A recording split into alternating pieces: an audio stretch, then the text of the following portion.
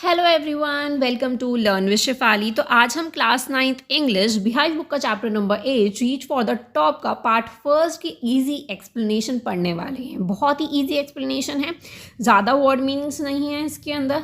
ठीक है, तो ये जो स्टोरी है ये है संतोष यादव की। संतोष यादव कौन थी? वो थी जिन्होंने 2 बार माउंट एवरेस्ट को क्लाइम किया था। ठीक है, 2 बार, और उनको पद्मश्री अवार्ड भी मिल रखा है। ठीक है, तो वो उन्होंने कैसे अचीव किया, उन्हें क्या चीज़ मेहनत करनी पड़ेगी इस चीज़ में, तो वो सब चीज़ें हम इस स्टोरी में पढ़ेंगे। ठीक है, बिफोर यू रीड में सबसे पहले पढ़ते हैं, think for a while and make a list of 3 or 5 peoples you idolized और admire very much for their achievement. तो बच्चों सबसे पहले 3 या 5 या आपके जितने भी हैं, तो जिससे आप बहुत इंस्पायर हो, ठीक है, उनकी अचीवमेंट से, तो उनके बारे में आपको लिखना है, चाहे वो किसी भी फील्ड में हो, sports, medicine, media, art, culture, कोई सी भी फील्ड से क्यों ना हो। ठीक है, और अपनी टीचर्स के साथ उन आइडल्स के बारे में आप डिस्कस भी करना। ठीक है, तो संतोष यादव के बारे में हम शुरू करते हैं। तो पहला हमें दे रखा है, the only women in the world who has scaled Mount Everest twice was born in the society where the birth of the son was regarded as a blessing. तो वो ओनली वुमेन थी पूरे वर्ल्ड में जिन्होंने mount Everest climb किया था, scale किया था। कितनी बार? 2 बार।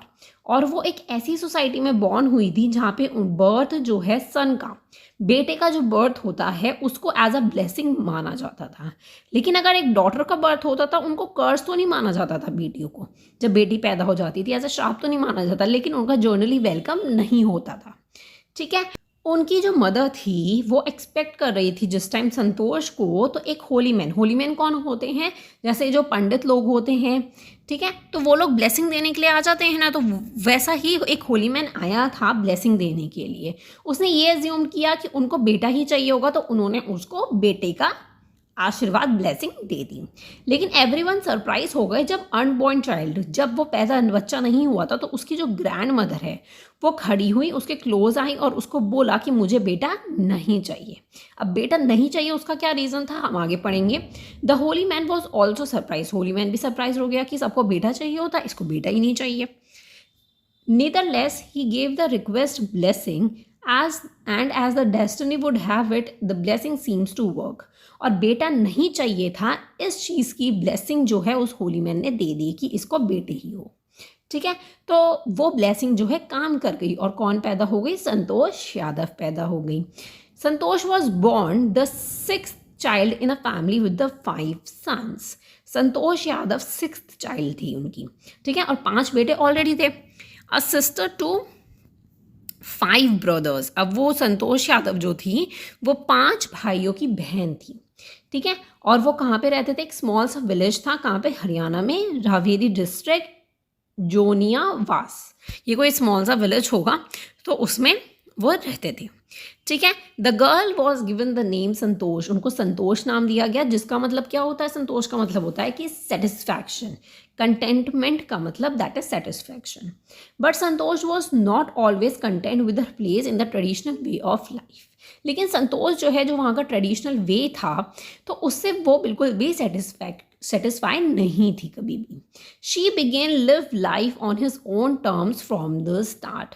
हमेशा ही उन्होंने अपनी लाइफ को अपने टर्म्स पर जिया, उन्होंने कभी किसी की नहीं सुनी, उन्होंने अपने टर्म्स पे ही अपनी लाइफ जी। Where other girls want the traditional Indian dresses पहनती थी, जैसे सूट सलवार हो गया, वो सब पहनती थी, लेकिन संतोष प्रेफर शॉर्ट्स। और वो क्या पहनती थी? शॉर्ट्स पहनती थी। Looking back, she says now, from the very beginning, I was quite determined that if I choose a correct and the rational path, the others around me had to change, not me. अब देखो ये कितनी अच्छी line दे रखी है, आपको इस line को बहुत अच्छे से समझना है कि अगर अब वो उस चीज़ को सोचती हैं कि वो शॉर्ट्स पहनती थी और ट्रेडिशनल वे को फॉलो नहीं करती थी, तो वो अब ये बोलती हैं कि मैं बिगिनिंग से ही इतनी ज़्यादा डिटरमाइन थी, मेरा जो पाथ था वो इतना करेक्ट और रेशनल था कि मेरे आसपास लोगों को चेंज होना है, मुझे चेंज होने की कोई भी नीड नहीं है। कहते हैं Santosh parents were affiliated land owners who could afford to send their children to the best school.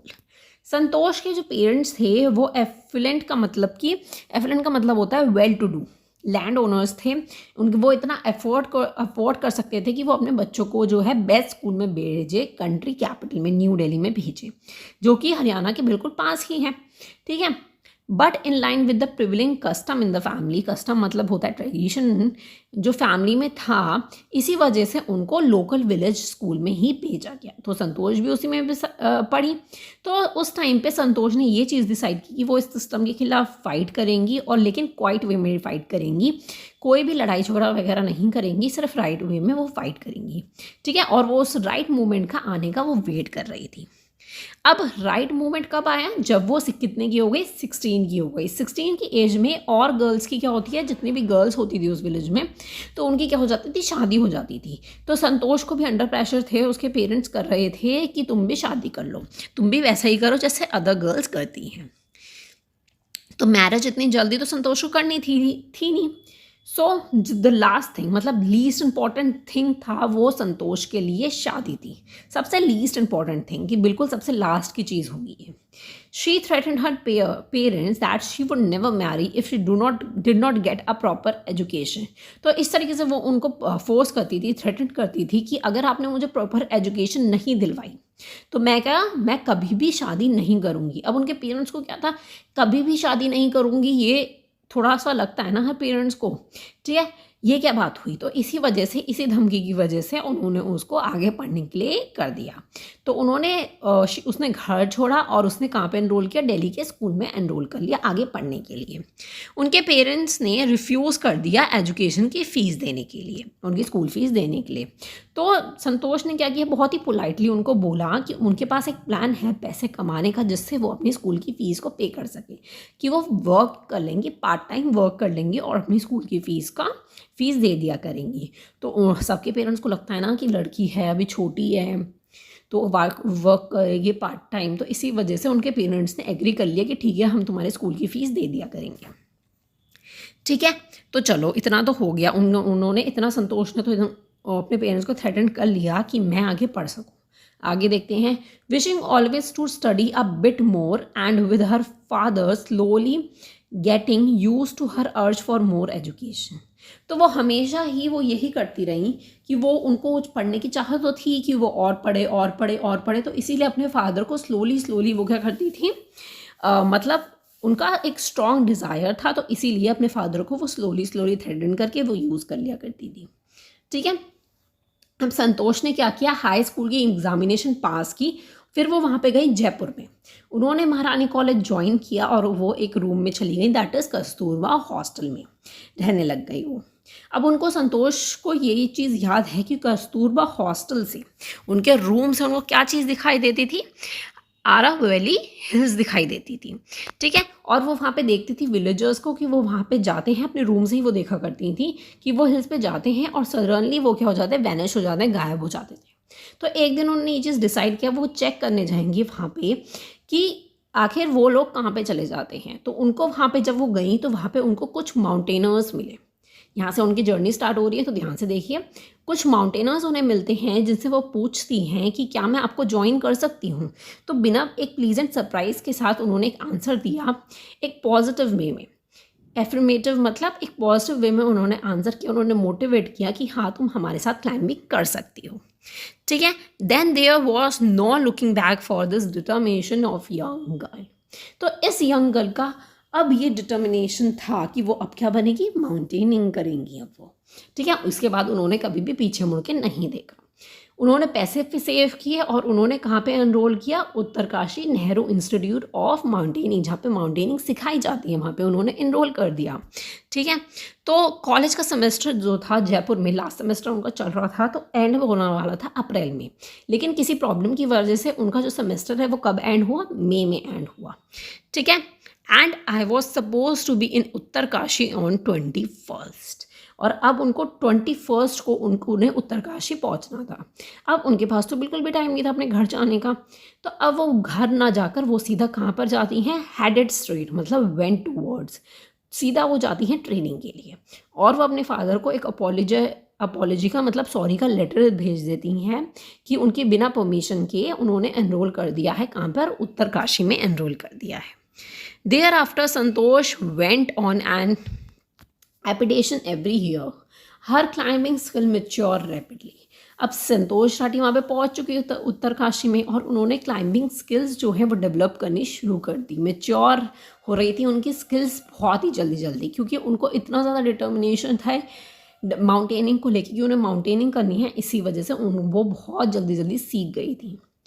Also she developed a remarkable resistance to the cold and the altitude. और रेजिस्टेंस का मतलब कि ability not to be affected by something, किसी भी चीज़ से वो affect नहीं होती थी, वो सिर्फ फोकस कर रही थी माउंटेनिंग पे।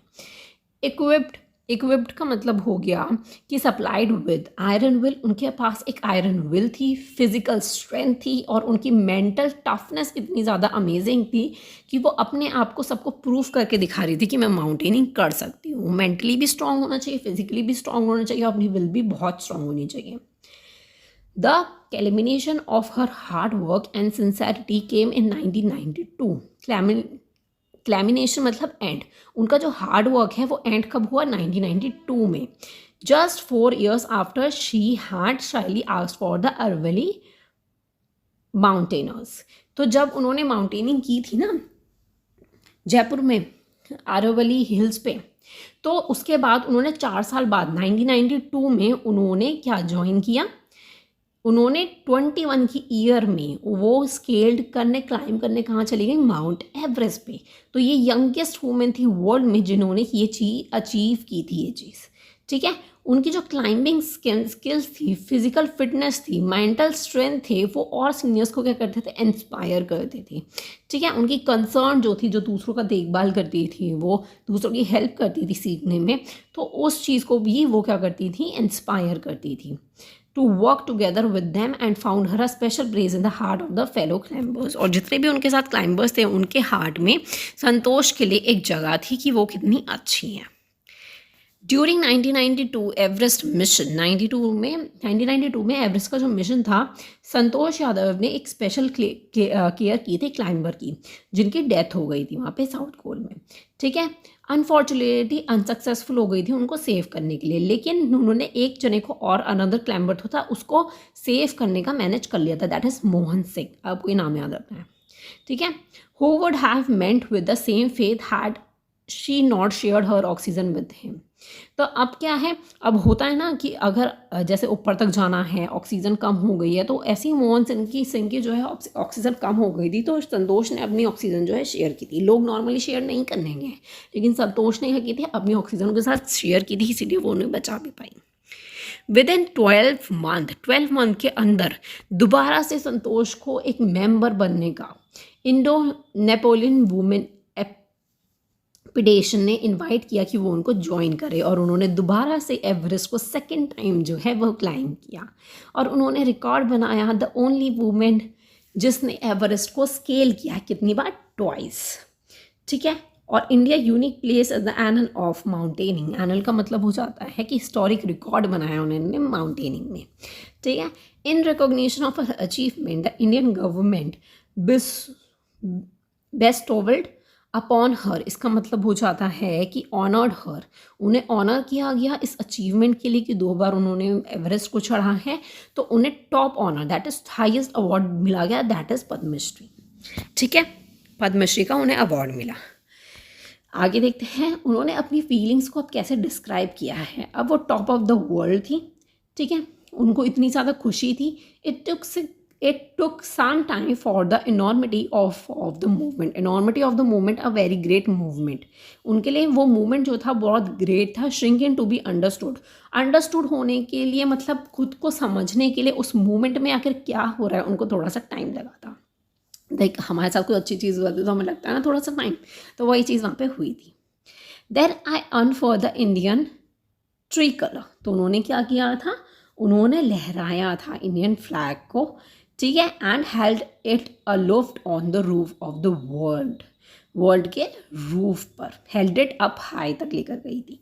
The Indian flag was flying on the top of the world. Indian flag जो है टॉप ऑफ द वर्ल्ड मतलब फ्लैग जो है फ्लाई कर रहा था। कितना प्राउड मोमेंट होता है। It was truly a spectacular movement and I felt proud as an Indian. वो बोलते हैं कि मुझे बहुत प्राउड है एज अ इंडियन कि मैं ये चीज़ कर पाई।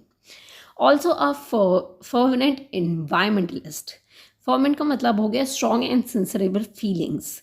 एज अ इन्वायरमेंटलिस्ट संतोष ने 500 किलोग्राम का गार्बेज भी वो इकट्ठा करके लाई थी, कहाँ से, हिमालयाज से। ठीक है, जब वो 2 बार गई हैं तो वो 500 किलोग्राम का गार्बेज भी वहाँ से लाई है। लोग क्या करते हैं, वहाँ पे जाते हैं माउंटेनिंग के लिए, ठीक है, और वो वहीं फेंक कर आ जाते हैं गार्बेज वगैरह माउंटेन पे, ठीक है, हिमालयाज पे। तो वो वहाँ से 500 किलोग्राम का कहाँ से कलेक्ट कर कर लाई। तो देखिए वो दिल से कितनी अच्छी थी, उन्होंने 2 बार माउंट एवरेस्ट क्लाइम किया, एक क्लाइंबर को भी बचाया, एक को नहीं बचा पाई, इट्स ओके, कभी कभार होता है, ठीक है। तो इससे यही सीख मिलती है कि हमेशा हमें डिटरमाइंड रहना चाहिए किसी भी चीज़ के लिए। आपको जो भी बनना है उस चीज़ के लिए डिटरमाइंड रहो, थोड़ा सा टाइम लगेगा, फिर वो अचीव हो ही जाएगी। आपको बस डिटरमाइन होना चाहिए, आपको फिजिकली मेंटली आपको अपनी स्किल्स वगैरह सब स्ट्रॉन्ग कर लेनी है, ठीक है। नेक्स्ट वीडियो में करेंगे हम इसके थिंकिंग अबाउट द टेक्स्ट के क्वेश्चंस, ठीक है। आई होप आपको वीडियो पसंद आई होगी। वीडियो पसंद आई तो लाइक ज़रूर कर दीजिएगा, चैनल को सब्सक्राइब करना मत भूलिएगा। Thank you so much for watching, bye bye.